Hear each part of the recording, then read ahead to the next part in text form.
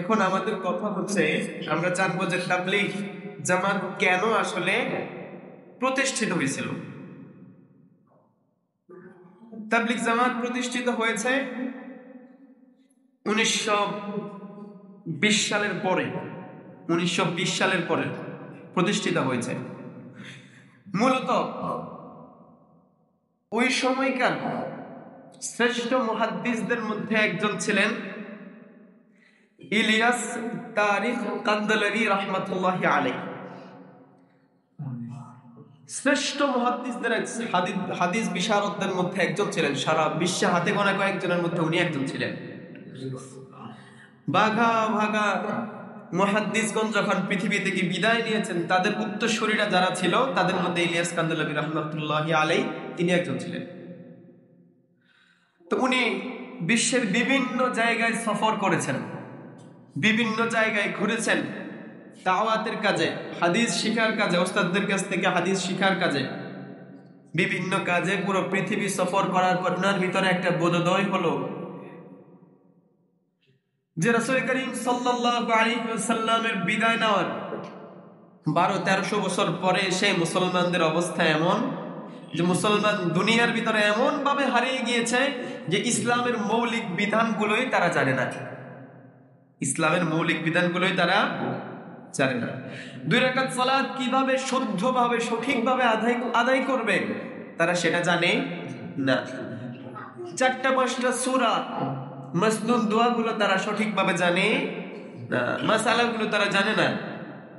দেখেন, মাসআলাগুলো যে জানে না তার ছোট্ট একটা উদাহরণ দিচ্ছি। উত্তরবঙ্গে একবার একটা জামাত গিয়েছিল, আমার আব্বা যদি তাবলীগ করে, তো ওনারা ওইখানে যাওয়ার পরে একজন মুরব্বীকে জিজ্ঞেস করতেছে, মুরব্বী এই মসজিদে ইমাম মুয়াজ্জিনকে? ইমাম মুয়াজ্জিনকে জানি না, এটা তো মসজিদ না। এটা কি? এটা হচ্ছে জুমার ঘর।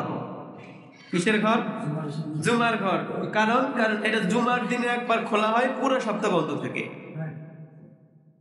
কথা কি বুঝে আসছে? একজন মুরব্বীকে জিজ্ঞাসা করা হলো যে বলেন তো গোসলের ফরজ কয়টা? বলে 3টা। গোসলের ফরজ আসলে 3টা। বলে কি কি? উনি বলতেছেন সাবান, তোয়ালে আর গরম পানি। এই হচ্ছে মুসলমানদের মাসআলাগত ইলমের অবস্থা। তো ইলিয়াস কান্দালাবি রাহমাতুল্লাহি আলাইহি জগৎ বিখ্যাত এই মুহাদ্দিস, উনি চিন্তা করলেন আমি কোন একটা শিক্ষা প্রতিষ্ঠান যদি খুলি, তো শিক্ষা প্রতিষ্ঠান দারুল উলুম দেওবন্দের, উনি কিন্তু একেবারে প্রথম দিকের ছাত্র দারুল উলুম দেওবন্দের। তো দারুল উলুম দেওবন্দ তো আছেই, এটা তো সাধারণ মানুষকে এখানে ভিড়াতে পারতেছে না।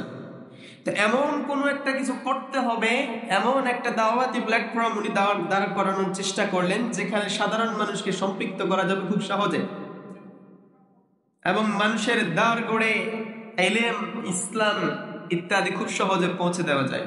এবং সেই পরিকল্পনা থেকে ইলিয়াস কান্দালাবি রাহমাতুল্লাহি আলাইহি তিনি এই সংগঠন করেছেন, এই দাওয়াতুত তাবলীগ তিনি সংগঠিত করেছেন। এটার কাজ ছিল তালিম এবং দাওয়াত। কাজ ছিল কি বলেন তো? তালিম এবং দাওয়াত। এখানে কেউ দাওয়াত শিখে আবার দাওয়াত দেয়। এখানে ইলমের একেবারে বেসিক, একেবারে নিম্ন পর্যায়ের বেসিক ইলমগুলো এখানে চর্চা করা হয়।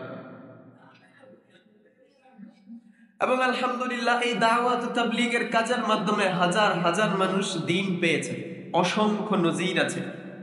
এখন তাদের কিছু সমালোচনার বিষয় যদি থাকে, সেই বিষয়ে আমরা যাব না আজকে, সেটা উলামা ইকরাম বুঝুক, ওনারা বুঝবেন এটা। আমরা আমাদের আলোচনার টপিকে ফিরে আসি। তাহলে দাওয়াত তাবলীগের সৃষ্টিগত দিক থেকে নিয়ত এবং সংগঠন সহিহ, তাই না? ভালো উদ্দেশ্যেই করা হয়েছে এবং সুন্দরভাবে পরিচালনা হয়েছে 2015 সাল পর্যন্ত।